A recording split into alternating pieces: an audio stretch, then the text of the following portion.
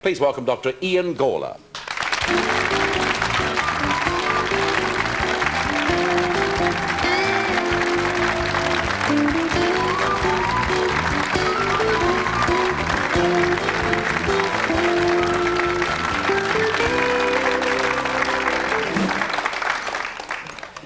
The story of yours, which has been documented before on television, indeed in the Couchman program not all that long ago, just go through it for us. How long ago was it, and what sort of effect did it have on you?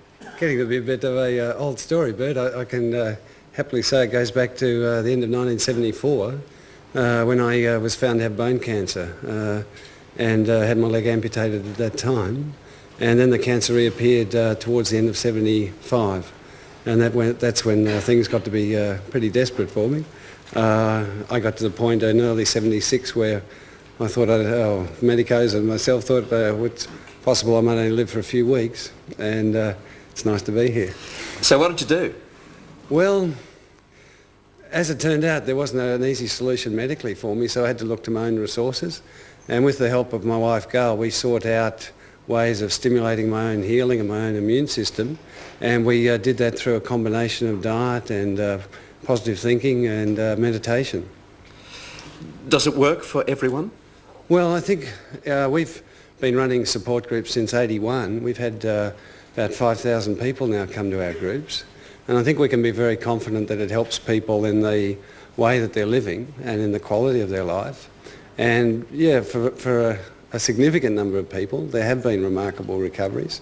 And I think a lot of people feel like they've extended their life for a lot longer than was imagined they would. Peter, in preparing your excellent program on alternative medicine, did you find one of the problems is that so many people, they just balk completely at the very word cancer? Yeah. Yes, indeed. They can't say it. Yes, indeed. But you know, I think one of the big problems with the treatment of cancer is that the orthodox treatments are so debilitating. I read a story just the other day, Ian, in fact, from Bitton in the country in Victoria. A 14-year-old schoolboy got cancer. The community collected funds for him because they wanted to send him to your centre. And the boy said, "I've had enough. Nothing."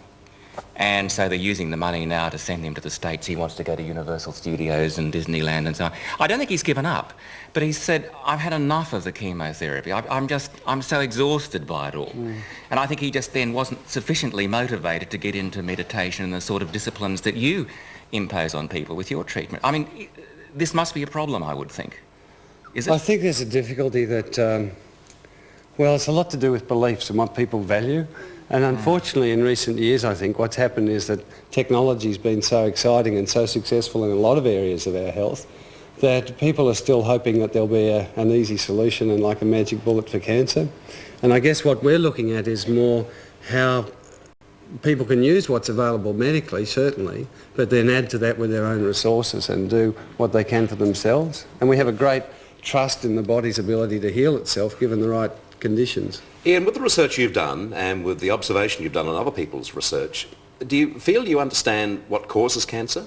Well, I think we're a lot clearer, certainly, than we were a decade ago. And a decade ago, people thought you got cancer because of bad genes. You know, you got it from your parents. And I think very clearly in the last decade, it's become obvious that you actually get cancer more from your environment and things like the way we eat, whether we smoke or not, what sort of things we're exposed to in our workplace and in our community have a much more significant effect on whether we get cancer or not.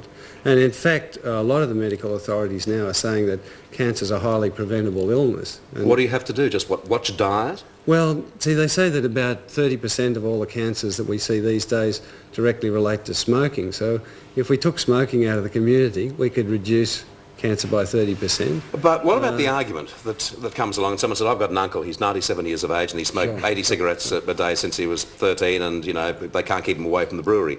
And I bet he's as happy as all get out. Well, he'd have to be, wouldn't he? Well, I don't know. So I think a lot of people could be happy doing that. That's like, I guess, like running across roads, main roads, just because you're not hit by a tram doesn't mean to say it's a good thing to do. Absolutely. I mean, if you look at the statistics, there's no doubt. I mean, again, with diet, most medical authorities are saying at least a third of our cancers and perhaps even 40-60% of cancers directly relate to dietary factors.